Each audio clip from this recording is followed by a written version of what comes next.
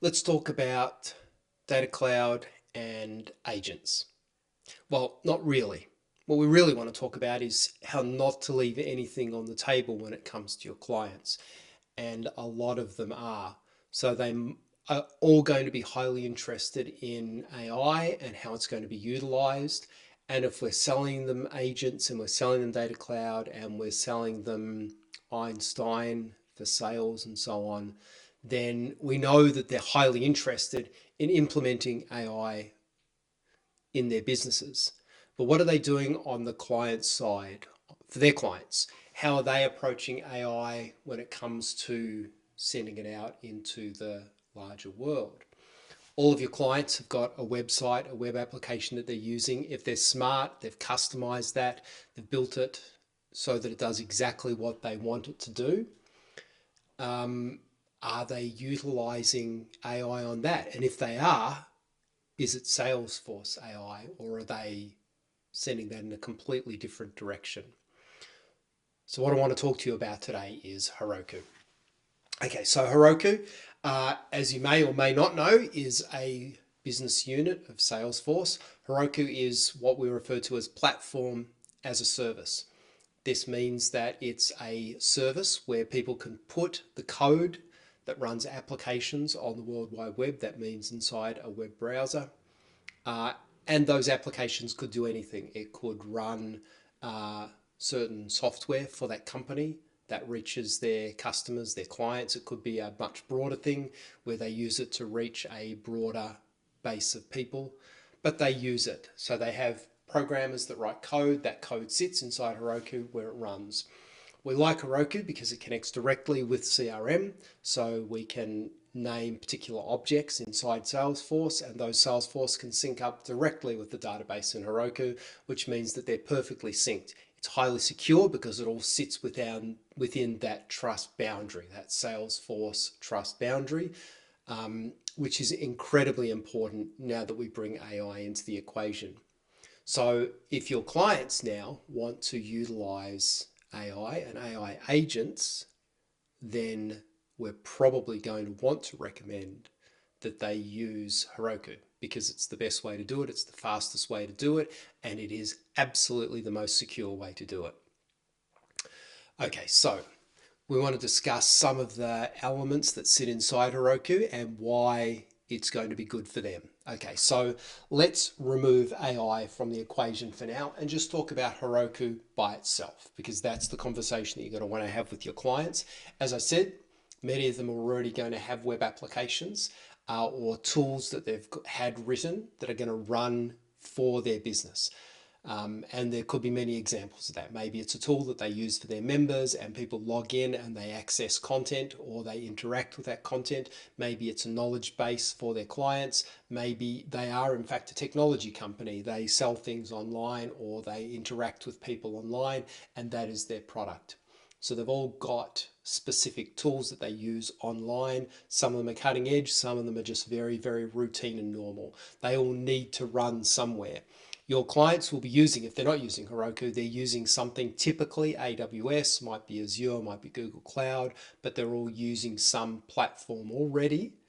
And the idea is we move them over to Heroku. Heroku is a modern platform. The team have spent a lot of work and energy in the last 12 months or so to modernize that platform and make sure it's ready for enterprise today. We can run AI agents and other AI tools directly within that Heroku space, or we can utilize the AI agents that are running within Salesforce to do that by answering questions or running chats or triggering things to happen. We can put data into Data Cloud and use triggers from there to send information through to Salesforce and bring it back into Heroku when it's ready to action. What I can tell you about Heroku is it is easy to use. It's designed in the same philosophy that everything in Salesforce is designed in, which is the low or no code viewpoint. So that means that it's easy for developers to use. The developers can concentrate on their code. They can concentrate on the bright ideas and the features that they want to build and they don't have to worry about things like security. Well, they do have to worry about it, but it's so much easier to configure in Heroku. They don't have to worry about deployment pipelines. This is a great concern for developers. Like, how do I deploy my code? How do I make sure that code can be rolled back easily if I make a mistake? How do I make sure that that code doesn't leak elsewhere, or the data that sits in there doesn't leak elsewhere? All of those things are easily configured and easily kept up to date in Heroku. It also means that the code itself we can easily update as we go. So we can deploy some code today, and then we want to change the color of the font. We can upload that change tomorrow and it's instantly available in there. If we want to change some of the fields that we're syncing with in Salesforce, it's as easy as a couple of clicks in the Heroku control panel. It's very easy to use. So the focus then shifts from this all-encompassing, how do I manage and engineer my platform or my infrastructure?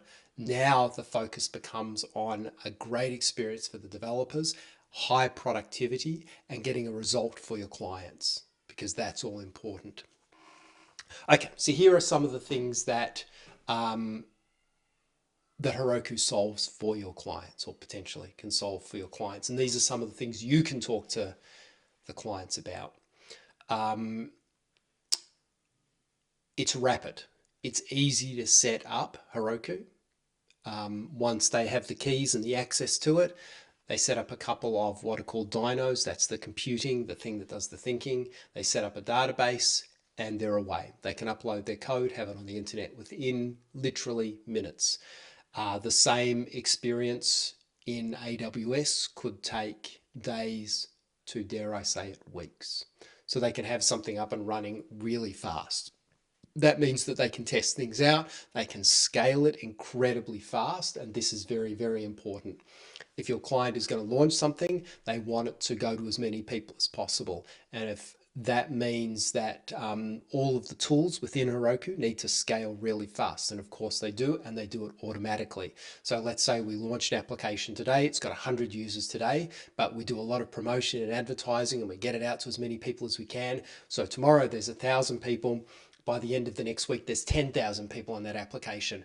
Now, typically, unless there's somebody watching that application carefully and turning everything up and making sure we don't overdo it, because we overspend if we overdo it, or underdoing it because we know the whole application slows down or just grinds to a halt if we don't put enough services on, Heroku takes care of all of that. We just say to the application, once this particular resource hits 80%, turn another one on.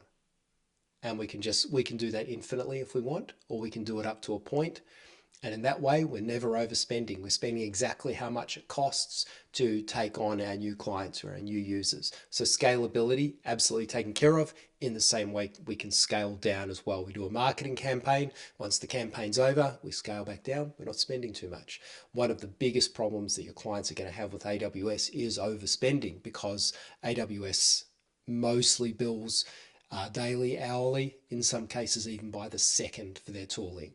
So we're not going to do that with Heroku. I already mentioned the enhanced security and compliance measures that are already baked into Heroku. You have clients that want to be HIPAA compliant. You want to have clients that have finance data or government data or anything like that, where security is paramount. And let's face it, that's pretty much every application these days. If it's got any user information, passwords, usernames, email addresses, anything like that, security is paramount. And unfortunately, because most of the tools on the market, and I'm going to mention AWS again, are complex to set up, mistakes get made. And that's the truth. And we've seen the results of those many, many times recently. With Heroku, all of those things are easily set up, which means the mistakes are a lot less common and really, really difficult to make. Like I said, it all sits within the Salesforce trust boundary, so we know things are going to be set up easily and properly, easily tested. All of this adds up to a reduced operational overhead. It means that where a company might have had to have 1 to 3 staff looking after their AWS environment, or outsource it to a third-party company like Reinteractive, at high expense, they can now do that really simply. Many companies, the developers who are embedded in the company, just look after the Heroku space. They do it on the side. They have a pager so that if something goes wrong, they can respond to it, but mostly Heroku's self-healing, so even that is less common. And I'm going to give you an example. At Reinteractive, my company, we look after applications that run on AWS and we look after ones that run on Heroku. And when we have an AWS application, we charge the client 75% of their monthly AWS spend to manage it. When it's on Heroku, we charge them just 45% of their monthly Heroku spend. And that reflects the much simpler management and upkeep of those applications.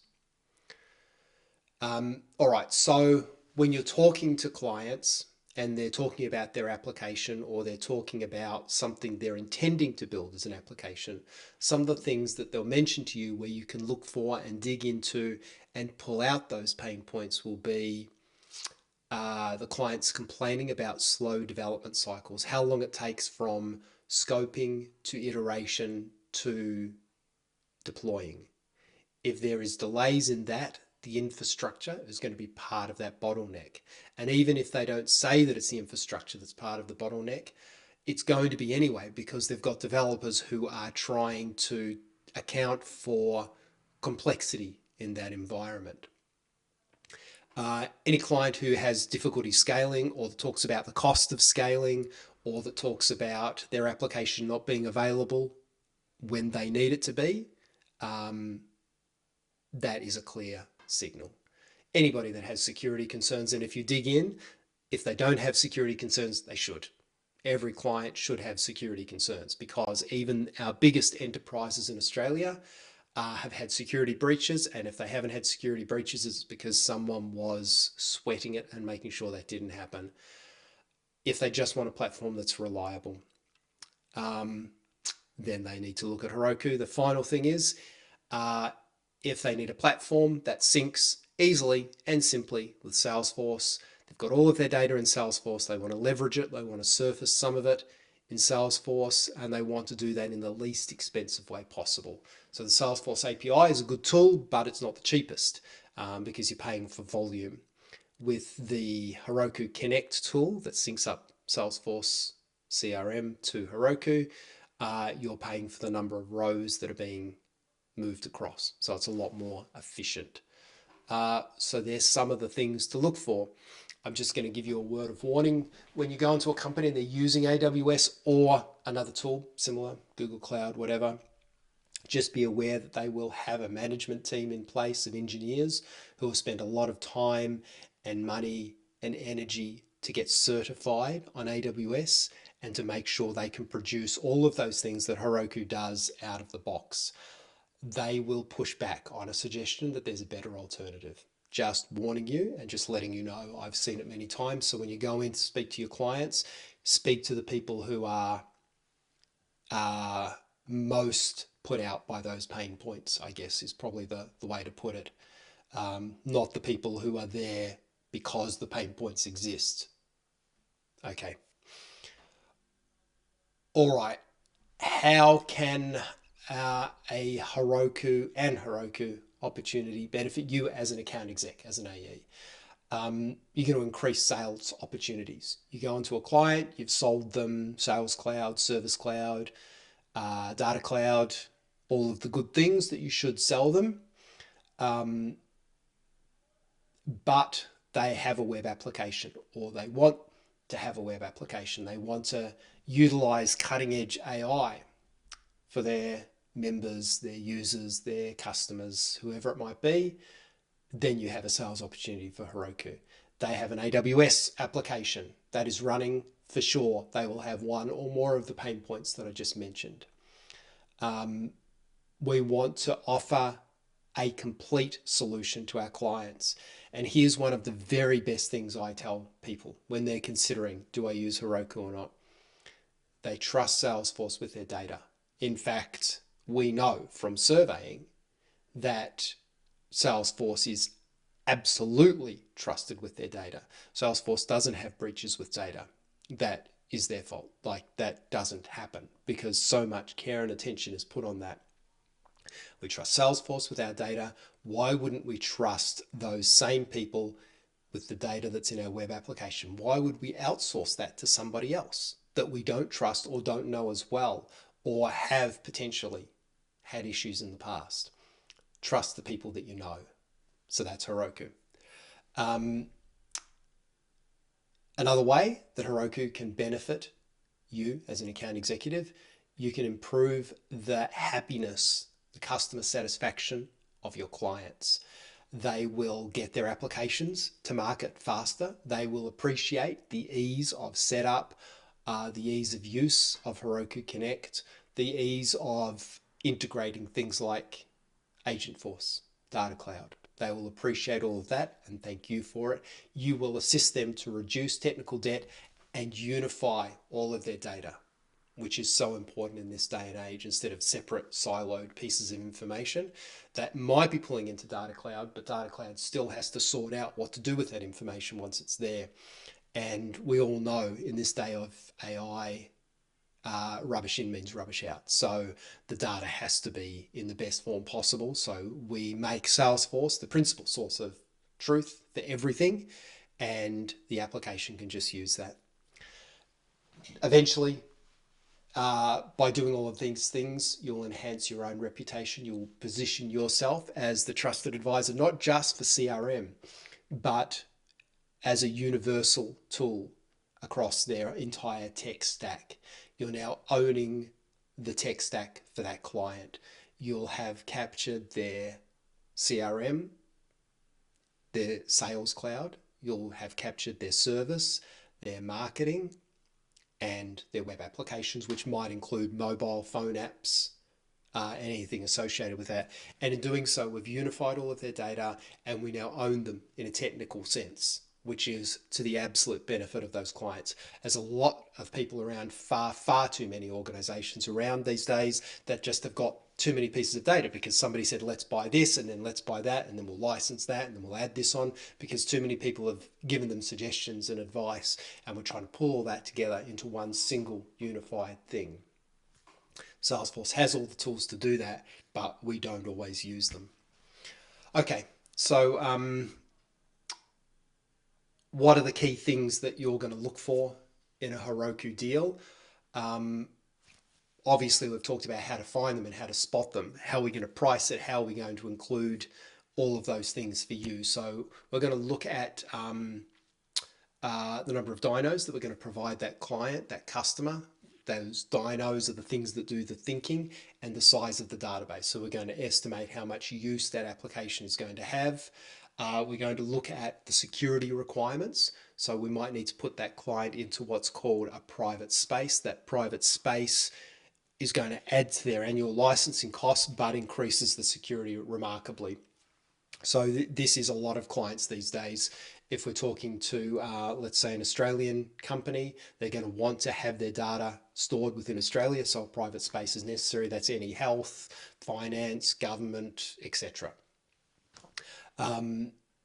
That's basically how we do it. And then if we've done everything right and we've built the application well, then we'll have scaling over time as well. So you'll be able to have the uplift year to year as well, possibly even more frequently than that if the usage is absolutely there. You will also have less churn with that customer. One of the things that we know is that when a client customizes, builds their own application, they are likely to hang on to that for somewhere in the order of about 5 to 7 years, sometimes even longer. Like, I deal with applications routinely that are 10, 12 years old easily. Because when we're building an application in Heroku, we're using Heroku Connect, so we're automatically saying the truth of your data is in your CRM. So that means that now, instead of the difficulty of moving out of their CRM, we've now got the difficulty of how do I now resource my data for my Heroku application. So the client's more likely to stick with Salesforce, I guess, is the short answer to that. Okay, so what do we do next? I always recommend to account executives to bring experts like Reinteractive into the conversation as early as possible. These can be highly technical conversations, or we're discussing scope or features of an application and how to go about those and how to approach those. It's more than just what is Heroku for those clients, it's what is the application.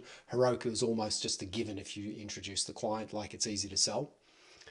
So bring us into the conversation as early as possible so we can start to have that discussion.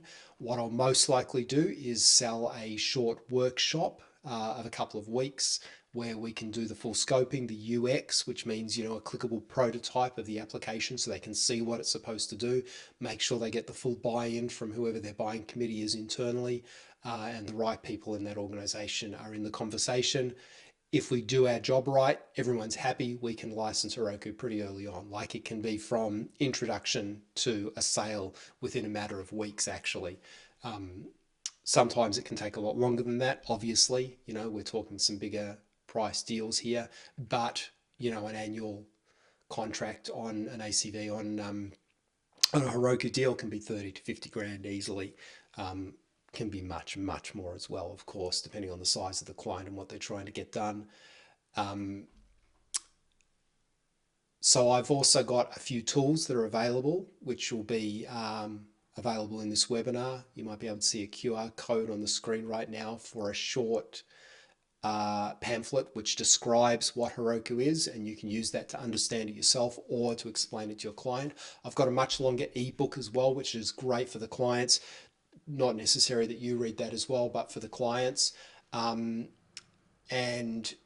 there are plenty of resources in addition to that as well. So we've got a link there that you can use.